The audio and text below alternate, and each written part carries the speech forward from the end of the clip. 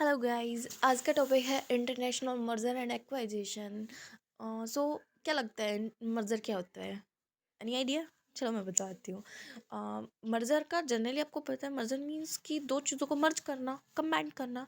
ऐसे international level पे जब दो ऑर्गेनाइजेशंस मर्ज होती हैं, मीन्स दो एमएनसीज एक दूसरे में कंबाइंड मर्ज, जैसे उनकी असेट्स लाइबिलिटी लीगली बेस से एक नई कंपनी को आइडेंटिफाई करती हैं, उसको इंटरनेशनल मर्जर कहा जाता है। मीन्स कि दो ऑर्गेनाइजेशंस, दो एमएनसीज एक दूसरे में मर्ज होकर एक नई एमएनसी क्रिएट करती हैं, उसको इंटरनेशनल मर्जर कहा जाता है। अब बात करते हैं इसके टाइप्स की। So first one is a horizontal. A horizontal merger is a merger between a firms that produce and sell the same product। इसका मतलब है कि हॉरिजॉन्टल मर्जर वो मर्जर होता है जो उन ऑर्गेनाइजेशंस के बीच में होता है जो सेम प्रोडक्ट को बना रही है और सेम सेल कर रही हैं। मीन्स को उनका जो प्रोडक्शन और सेलिंग का तरीका है वो सेम है। ठीक है। फॉर एग्जाम्पल है merger between a coca cola and the Pepsi. Means देखो, पेप्सी भी और कोको कोला भी दोनों सॉफ्ट ड्रिंक बना रही हैं, दोनों का प्रोसीजर भी सेम होगा और मार्केट भी एक ही होगी और कस्टमर भी सेम होंगे, क्योंकि वो भी लिक्विड ड्रिंक दे रहा है आपको, वो भी दे रहा है। तो इनमें जो मर्जर होगा उसको हॉरिजॉन्टल मर्जर कहेंगे। अब इसका बेनिफिट क्या होगा, क्या लगता है आपको? इसका बेनिफिट होता है, देखो, जब दो सेम प्रोडक्ट बनाने वाली ऑर्गेनाइजेशन एक दूसरे में मर्ज होंगी तो क्या फ़ायदा होगा? फ़ायदा ये होगा कि मार्केट में कंपटीशन कम होगा। बट मार्केट में कंपटीशन कम होगा, इसका एमएनसीज को तो फ़ायदा हो सकता है, पर क्या कस्टमर को होगा? नहीं, क्योंकि ये मोनोपोली को भी तो क्रिएट करेंगे। बट कंपनियों को क्या फ़ायदा होगा? कंपनियों को ये फ़ायदा होगा कि इसमें जो उनकी कंपटीशन है कम होगा। Next one is a vertical merger. A merger between the firms operating at different stages of a productions. इसका मतलब है कि वर्टिकल मर्जर का मतलब है जो ऐसी ऑर्गेनाइजेशंस जो डिफरेंट डिफरेंट स्टेजेस प्रोडक्शन की बना रही, मीन्स कि कोई फर्स्ट फेज बना रहा है, कोई मीडियम बना रहा है, कोई फिनिशिंग बना रहा है। जैसे देखो, एक पेन को बनने में बहुत सारे चीज़ों की ज़रूरत होती है। देखो, इंक की ज़रूरत होती है, रिफ़िल की होती है, कैप की ज़रूरत होती है, और ये सारी डिफरेंट डिफरेंट ऑर्गेनाइजेशन बना रही है। तो यदि ये सारी स्टेप्स एक ही ऑर्गेनाइजेशन करे तो इसको हम वर्टिकल मर्जर कहेंगे।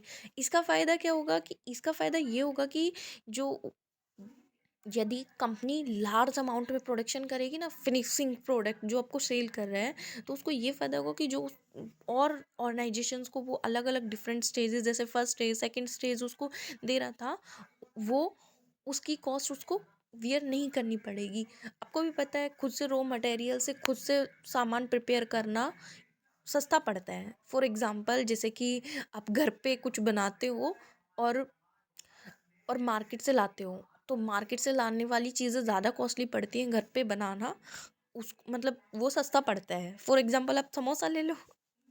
ठीक है। Next one is market extension merger. Market extension merger क्या होता है? ये मर्जर ऐसी कंपनियों के बीच में होता है जो सेम प्रोडक्ट्स और सर्विसेज सेल कर रही हैं। मीन्स कि सेम टाइप की उनकी प्रोडक्ट भी है और सर्विस, दोनों वो सेल बनाते हैं और सेल करते हैं, पर उनका जो मार्केट एरिया है ना वो डिफरेंट है। फॉर एग्जांपल देखो, जैसे कि एक एमएनसी तो आपकी गुड़गांव में है, एक फरीदाबाद में है। ठीक है। गुड़गांव वाली अपना का मार्केट अलग है, फरीदाबाद वाली का अलग है। यदि ये दोनों मर्जर हो जाएं तो नई ऑर्गेनाइजेशन बनाएंगी। नई ऑर्गेनाइजेशन होगी तो डेफिनेटली गुड़गांव में भी दोनों ऑर्गेनाइजेशन का जो मतलब नई आइडेंटिफाई हुआ कंट्रोल होगा, वहाँ पे उसका भी हेडक्वार्टर होगा, और फरीदाबाद में भी होगा। इससे ऑटोमेटिक दो उसकी नई मार्केट, मीन्स की मार्केट एक्सेस ज़्यादा हो लार्ज अमाउंट में, कि गुड़गांव में भी उनका प्रोडक्ट सेल हो रहा है और फरीदाबाद में भी हो रहा है। ठीक है। Next one is a product extension. Product extension क्या होता है? कि ये ऐसी कंपनियों के बीच में मर्जर है जो जिनका मार्केट एरिया तो सेम है, बट प्रोडक्ट्स डिफरेंट डिफरेंट है। इसका मतलब है कि उनकी मार्केट तो सेम है बट उनके प्रोडक्ट डिफरेंट है। अब देखो, फॉर एग्जांपल, एक बंदा चाय बेच रहा है, एक बंदा कॉफ़ी बेच रहा है। मीन्स कि एक ऑर्गेनाइजेशन सिर्फ टी बेचती है और दूसरी ऑर्गेनाइजेशन आपको कॉफ़ी देगी। अब जो लोग चाय के आदीन है वो तो चाय वाले पे ही जाएंगे, हाँ, और जो कॉफ़ी के हैं वो कॉफ़ी पे ही जाएंगे। ठीक है। पर जब एक चीज़ मतलब दोनों कस्टमर्स को भी डिफरेंट डिफरेंट जगह जाना पड़ेगा, और कस्टमर ऐसे लेजी होते हैं कि बस अब यहाँ से खरीद लिया, इतना इनफ है। बट जब एक नई ऑर्गेनाइजेशन उन्हें दोनों चीज़ें एक साथ देगी, तो वो डेफिनेटली मतलब जो बचत करना चाहेगा वो भी खर्चा होगा। आपको भी पता है, देखो मार्केट जाते हैं हम यदि अपना फिक्स माइंड करके जा रहे हैं कि हमें ये लेना है, तो हम सोचते कि हमें बस ये लेना, हम फालतू की चीज़ें नहीं लेंगे। पर फिर भी जैसे उस पे जो शॉप पे हमें कुछ ऐसी एक्स्ट्रा चीज़ें दिख जाती हैं, ना चाहते हुए हम उन्हें खरीद लेते हैं। ठीक है, यही प्रोडक्ट एक्सटेंशन होता है। Next one is a conglomerate merger. Conglomerate merger क्या होता है? कॉन्ग्लोमरेट मर्जर, इसका मतलब है यहाँ पर ना तो हॉरिजॉन्टली होता है ना वर्टिकली होता है। इसमें जो ऑर्गेनाइजेशन होती है ना, वो डिफरेंट इंडस्ट्रीज होती है। मीन्स उनका दूर दूर तक एक दूसरे से कोई लेना देना नहीं होता, उसको बोलते हैं कॉन्ग्लोमरेट मर्जर। इसमें मीन्स कि जो इंडस्ट्रीज ही डिफरेंट होती है। का फॉर एग्ज़ाम्पल, जैसे कि एक की इंडस्ट्री कपड़े की है, दूसरे की लेदर के शूज़ बनाने की है, वो दोनों मर्जर हो जाए तो वो होगा कॉन्ग्लोमरेट मर्जर। अब बात करते हैं एक्वाइजेशन। अब एक्वाइजेशन क्या होता है इंटरनेशनल लेवल पर? इंटरनेशनल लेवल पर एक्वाइजेशन का मतलब है कि जब एक कंपनी दूसरी कंपनी को एक्वायर कर लेती है, मीन्स कि एक कंपनी दूसरी कंपनी को खरीद लेती है, सिंपल शब्दों में यही कहेंगे। जैसे कि पढ़ते हैं, इसमें दो ऑर्गेनाइजेशन होती है, मीन्स कि इसमें ना नई कंपनी का निर्माण नहीं होगा, रही कंपनी, बट जो कंपनी खरीदती है दूसरी कंपनी को, उस कंपनी के नाम से दूसरी कंपनी ऑपरेट करेगी। और जो कंपनी खरीदती है उस कंपनी को कहेगा होल्डिंग कंपनी, और जिस कंपनी को खरीदा जाता है उस कंपनी को कहा जाता है सब्सिडरी कंपनी। ठीक है, मीन्स कि यहाँ पर एक कंपनी दूसरी कंपनी को खरीद लेती है इंटरनेशनल लेवल पर, मीन्स कि एक एमएनसी दूसरी एमएनसी को खरीद लेती है। मे बी मतलब बहुत सारे रीज़न हो सकते हैं कि यदि एक इंसान को अपनी कंपनी बेचनी पड़ रही है किसी और को, तो मे बी वो लॉस में जा रही हो, या कुछ भी रीज़न हो सकता है कि या उसकी असेट्स कम हो, उसकी लाइबिलिटीज़ ज़्यादा हो, किसी भी रीज़न से दूसरी कंपनी उसको खरीद लेती है। जैसे सिक कंपनीज़ को हेल्दी कंपनी खरीदती है। ठीक है, अब इसमें भी ना मतलब कंपनीज़ को एक्वायर करने के डिफरेंट डिफरेंट तरीके हैं, जैसे हम पहले पढ़ चुके हैं मर्जर में। फर्स्ट वन ये हॉरिजॉन्टल इक्वाइजेशन। इसमें क्या होता है, जैसे कि हम मर्जर में पढ़ा था कि इसमें ना ये होता है कि जो सेम प्रोडक्ट है, वो सेम प्रोडक्ट बनाने का भी तरीका सेम है, सेल करने का भी सेम है, पर यहाँ पर एक कंपनी दूसरी कंपनी को खरीदती है, मीन्स कि मिक्सचर होकर नई कंपनी आइडेंटिफाई नहीं करेंगे। यहाँ पर एक कंपनी दूसरी कंपनी को खरीद लेती है। For example, A limited company ने बी लिमिटेड को खरीद लिया हॉरिजॉन्टली। वो भी कोको कोला बना रहा था, वो पेप्सी बना रहा था। ठीक है, तो अब जो कंपनी का नाम चलेगा ना, वो ए लिमिटेड का चलेगा और प्रोडक्ट उनका वही रहेगा। ठीक है, अब वर्टिकली में ये होता है कि डिफरेंट डिफरेंट स्टेजेस वाली कंपनी ही होती हैं, तो उन्हें एक कंपनी खरीद लेती है, मीन्स कि डिफरेंट डिफरेंट स्टेजेस होते हैं। जैसे क्या जैसे फर्स्ट स्टेज वाली फाइनल वाली को खरीद ले, या मोस्टली फाइनल वाली खरीदेगी, क्योंकि उसके पास वो लार्ज अमाउंट में सेलिंग करती है, डेफिनेटली उसके पास लार्ज अमाउंट में कैपिटल होगी। तो जैसे कि फाइनल वाली ने जो फर्स्ट स्टेज और अदर स्टेजेस वाली कंपनी है, मिड स्टेज वाली कंपनियों को खरीद लिया है। ठीक है, तो काम तो वो कंपनी अपना करेंगी, पर किस नाम से? जो जिस कंपनी ने उन्हें खरीदा है, मीन्स कि जो कंपनी उस कंपनी पर जिसका कंट्रोल है, होल्डिंग कंपनी का नाम चलेगा।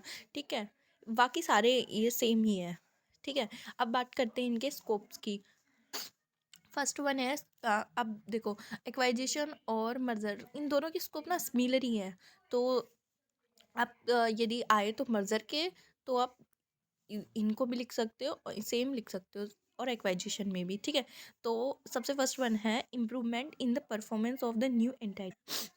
देखो, जैसे भी जो न्यू, दोनों फॉर्म में मर्जर करो एक्वाइजेशन करो, दोनों फॉर्म में ये है कि एक ऑर्गेनाइजेशन का निर्माण होता है, मीन्स कि एक ऑर्गेनाइजेशन क्रिएट होती है। डिफरेंस इतना है कि जो मर्जर होता है उसमें एक सेपरेट एंटाइटी मीन्स सेपरेट एक नई कंपनी क्रिएट होती है। और एक्वाजिशन में क्या होता है कि जो कंपनी होल्डिंग कंपनी होती है उसके नाम से ही सारी मतलब काम चल रहा है और वही एक कंपनी के रूप में बाहर निकल कर आई है, ठीक है। अब इसमें क्या होता है, improve in the performance of the new organisation. इसे की जो कंपनी है नई ऑर्गेनाइजेशन है, अब देखो इसमें पुरानी ऑर्गेनाइजेशन का हेड भी मतलब एक फॉर एग्जांपल ए लिमिटेड का भी और बी लिमिटेड दोनों लिमिट कंपनियों के जो सीनियर्स एक्सपर्ट हैं दोनों काम करेंगे मिलकर। तो दोनों अपनी एडवाइस देंगे, अपने थॉट्स रखेंगे और उनमें से एनालिसिस करके जो बेस्ट डिसीजन होंगे वो ले जाएंगे। डेफिनेटली जो नई ऑर्गेनाइजेशन होगी उसमें उसकी परफॉर्मेंस ज़्यादा बेटर होगी क्योंकि उनके पास सोर्सेज भी ज़्यादा होंगे।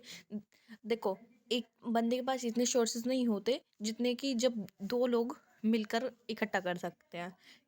ठीक है, आई होप आपको समझ आया होगा। Next one is prevent duplications thereby the save resources.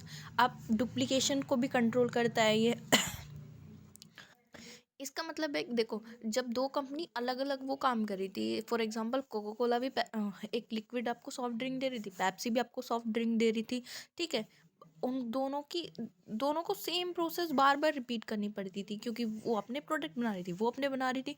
अब यहाँ पर दोनों को सेपरेटली अलग अलग वो प्रोसेस नहीं करनी पड़ेगी, सारा जो भी प्रोडक्ट है एक साथ ही बन जाएगा प्रोसेस। तो ऑटोमेटिक मतलब रिसोर्सेज का डुप्लीकेशन नहीं होगी, मतलब डबल डबल ज़रूरत नहीं होगी, एक ही मशीन से दोनों काम हो सकते हैं, ठीक है। मीन्स की प्रोडक्ट बन सकता है। Next one is new technologies and experts can be shared और ऑब्टेन। इसका मतलब है कि देखो जब आपके पास जब दो कंपनियां मिलेंगी इंटरनेशनल लेवल पे कैपिटल भी ज़्यादा होगी और आपके पास एक्सपर्ट भी होंगे, दोनों एक्सपर्ट अपनी अपने आइडियाज़ देंगे, नई टेक्नोलॉजी को भी खरीदेंगे। देखो जब दो ऑर्गेनाइजेशन मिलती है ऑटोमेटिक एक आपके पास दोनों की ही जो कैपिटल होगी वो होगी और दो लोगों की कैपिटल कंपेयर टू एक के ज़्यादा होती है, तो आप न्यू टेक्नोलॉजीज़ को भी अडॉप्ट करने में हेल्पफुल होगे और एक्सपर्ट्स को भी। नेक्स्ट वन इज़ आप बात करते हैं इसकी एडवांटेजेस। एडवांटेजेस क्या है, इंक्रीज ओवरऑल परफॉर्मेंस इफिशिएंसी। जैसे हम अभी स्कोप में पढ़ चुके हैं कि जो भी ओवरऑल परफॉर्मेंस होगी ना तो वो बहुत बेटर होगी पहले से। मीन्स कि जब दो ऑर्गेनाइजेशन मिलकर काम करेंगी एक ही काम करेंगी तो डेफिनेटली उनकी जो परफॉर्मेंस लेवल है वो काफ़ी ज़्यादा इफ़िशेंट होगा और बेटर होगा, ठीक है। Next one is stimulate growth. इसका मतलब है देखो जब कोई कंपनी किसी दूसरी कंपनी को खरीदती है इसका मतलब ये नहीं कि ओनली उसके शेयर्स को खरीद रही है, उसके जो डेप्थ है उनको भी, जो लाइबिलिटीज़ हैं उनको भी तो खरीदती है। ऑटोमेटिक मीन्स कि जो होल्डिंग कंपनी है सब्सिडरी कंपनी के डेप्थ को भी पे करेगी। इससे क्या होगा कि होल्डिंग जो सब्सिडी कंपनी उसके डेप्थ्स कम होंगे तो ऑटोमेटिक उसकी ग्रोथ बढ़ेगी।